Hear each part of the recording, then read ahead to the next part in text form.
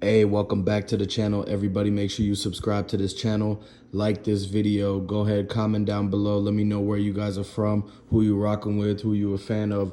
All right, let's get this started. So this time, Lil Boosie, now he pulled up to the club and he started walking in with his three security guards. He had the big tall dude with the big shirt on the left.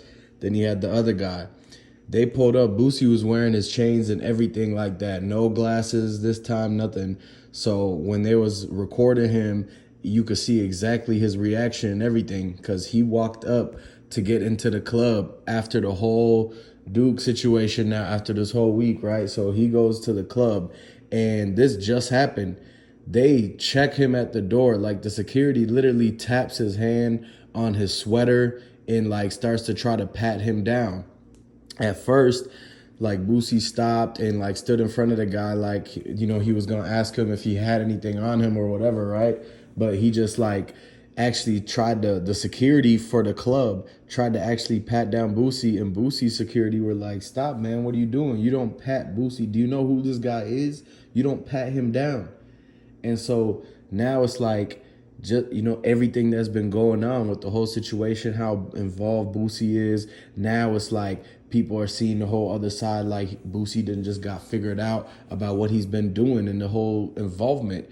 And so now you got security guards trying to pat Boosie down. They're not giving him a pass no more at these places, or like they feel like they done heard so much. So now it's like they have to make sure that this isn't going to happen. The same Duke thing ain't going to happen inside the club. And you already know that it's Boosie with his security. So the security start having a back and forth with each other because it's like two security guards from two different groups will butt heads just because they're like, no, we're the security. We're going to get into this club. But then the security for the club is like, no, I have to make sure that you don't have anything that's prohibited because the rules are written right there on that big poster. So they're over there like, no, just end it. He passed him down for like 3 seconds and then they just go inside the club. And then now what you got to worry about is like him dropping off the Louis bags and everything like that. Like he went and returned and dropped off everything that Duke had left behind, man. And so like he made it quick too. He didn't even say, like, he didn't even stop to sit down and have a plate or nothing with them. He just dropped off the bags and literally like left it like it was a delivery or something like that. Boom. And then he went and took off. And now it's like every time Boosie be on with that Vlad interview, if you looked at that whole interview, man, I broke it down. Every time he refers to Duke, he calls him dude.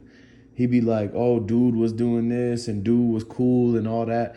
Anytime somebody that would normally call him his name, like Duke or whatever, or the jeweler or OG, whatever he calls him, right? He doesn't call him dude all the time. You only call somebody dude when you don't like him no more. So what he's doing is really, he actually like kind of making it seem like he don't really know who Duke is. Like he didn't meet him before this day. And so he's talking to him about like in third person, like, oh, dude was this and that. It's like if he was really actually cared about Duke, he would have been actually saying his name instead of trying to beat around the bush and trying to like make this story and make it not sound like he got something to do with it. So that's one thing y'all got to look out for. Another thing is that it's too much money that they had involved. Like, why is Boosie selling all of his stuff to trying to come up with $1 million? That's still the big question. It's like, will he reach the $1 million, and what is he going to use that money for? Is he going to pay back to buy the chain? Because a lot of people were asking, is he going to buy the chain back? Is he going to do this and do that? He said he bought the chains back, or he was going to, but a lot of people don't believe it. They don't think that he was actually going to buy the chains back. And the reason he said he needed that $1 million in 48 hours, I don't even think this is exactly why, but he said that, oh, it was to remodel his house or add an addition onto his house or something like that. But that's his alibi. That's the story he's going to be sticking to. So, but the thing is that nobody thinks that that's what he's doing. Everybody knows that the reason why he's got to pay all that money is because he slipped up. and he knows what's really going on. So the fact that he owes that $1 million is really because of what happened with Duke that night. Like, he had to basically pay off the ransom to make sure that they don't blame him for it. Like, he had to literally pay that as the hush money to make sure nobody says nothing about it, or that they just all leave it in the past, basically, and that they're not going to say who's to blame. Like, he went on that interview and everybody was saying that their reaction to it is that they think he was snitching on the promoter.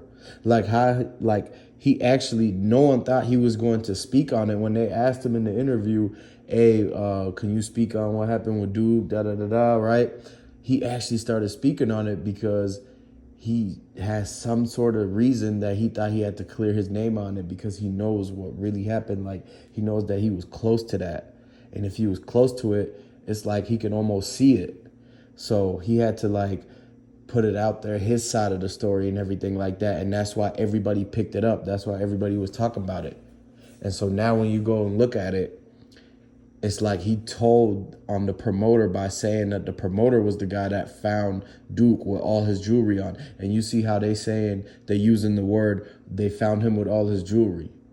So it's like, why do they have to actually enunciate or specify that he still had his jewelry on? And they trying to make it seem like nobody actually took anything from him, when in reality, they took the bags that had everything in it, the money, the jewelry, and the extra dollars he had for the vacation, everything like that. So if you just, it's right there. Everything is right there in front of everybody. It's like everybody could see what's going on, and the fact that it's got a lot of people involved that's around Boosie, and there's no way of dipping and dodging out of that. Boosie's like sitting back and he's thinking like, how is he gonna get out of this jam? And that's where the $1 million comes into play. He's either using the $1 million to basically secure that he doesn't get in trouble, or that he's using the mill to make sure that, he cleans up the mess, basically. Like, everybody knows that when anything about rich people, when they get heat thrown at them, or they in the hot seat, they did something, they did a slip up, they always they try to use their money to get out of the situation. Like, let me just pay this, that, and we can erase it. So sometimes it works, sometimes it doesn't. And so you're going to see in the situation of Boosie, like, is this $1 million going to get him out of the situation if they give it back? So that's one thing you're going to find out. Now, make sure you go ahead and subscribe to the channel, like this video, comment down below, and let me know who you rocking with, who are you a fan of, and where y'all from. But I got some big breaking news coming out in the next video, so make sure you stay tuned, and I'll see you on the next one.